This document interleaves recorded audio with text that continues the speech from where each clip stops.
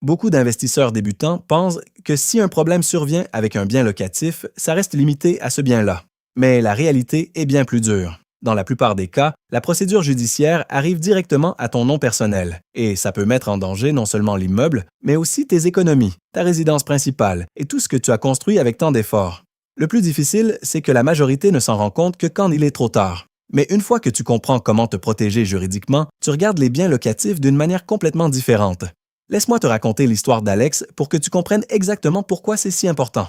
Alex avait 29 ans quand il a acheté son premier duplex à louer. Il a mis 20% d'apport, il a bien vérifié ses locataires et tout semblait parfait. Il dégageait environ 400 € par mois de cash flow positif après charge. Mais il a commis une erreur que presque tous les débutants font. Il a acheté le bien directement à son nom personnel sans aucune séparation juridique. Et 3 ans plus tard, cette décision a failli lui coûter tout ce qu'il possédait. Imagine un grand rectangle dessiné au tableau blanc.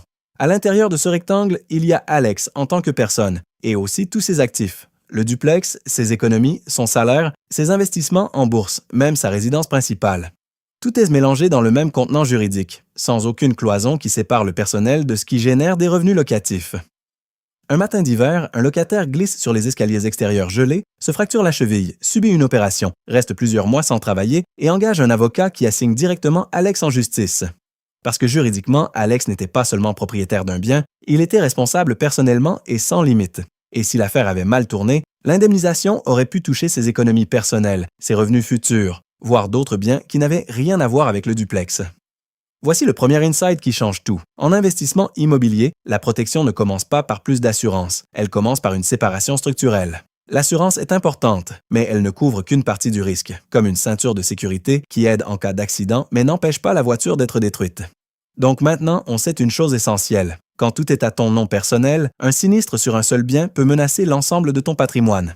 Mais la bonne nouvelle, c'est qu'il existe un moyen simple de créer une barrière juridique. L'outil le plus utilisé par les investisseurs pour créer cette barrière s'appelle une société civile immobilière, ou SCI, une entité juridique indépendante. Imagine maintenant 2 rectangles au tableau. En haut, Alex en tant que personne, en bas, la SCI qui détient le duplex. Trace un mur épais entre les deux. Ce mur signifie que la SCI est propriétaire légal du bien et Alex n'est que détenteur des parts de la SCI. Quand un problème survient sur l'immeuble, comme la chute du locataire, la procédure reste généralement contenue à l'intérieur de la SCI, limitée aux actifs de cette société, c'est-à-dire le bien lui-même et un peu de trésorerie d'exploitation. Tes économies personnelles, ta maison, ton salaire restent protégés derrière ce mur, mais c'est là que la plupart des gens se trompent, et c'est le deuxième open loop qu'on va fermer. Alex a continué à investir. Il a acheté un immeuble de 4 appartements, puis une maison individuelle. Au début, il a mis tous les biens dans la même SCI parce que ça semblait logique et que ça gardait ses actifs personnels à l'abri. Pourtant, ça a créé un nouveau danger. Imagine maintenant un gros contenant appelé Alex Location SCI. Et à l'intérieur, il y a le duplex, l'immeuble de 4 et la maison. Si une grosse procédure touche un seul bien, par exemple un grave sinistre sur l'immeuble de 4, le risque peut se propager à tout ce qui se trouve dans ce même contenant, ce qui veut dire qu'un problème sur un seul bien peut mettre en péril l'ensemble de ton portefeuille. C'est pour ça que les investisseurs expérimentés placent chaque bien dans sa propre SCI. Ainsi, un sinistre sur le duplex n'atteint ni l'immeuble de 4 ni la maison individuelle. L'objectif est clair, isoler les risques horizontalement entre les biens et verticalement entre toi et tes actifs.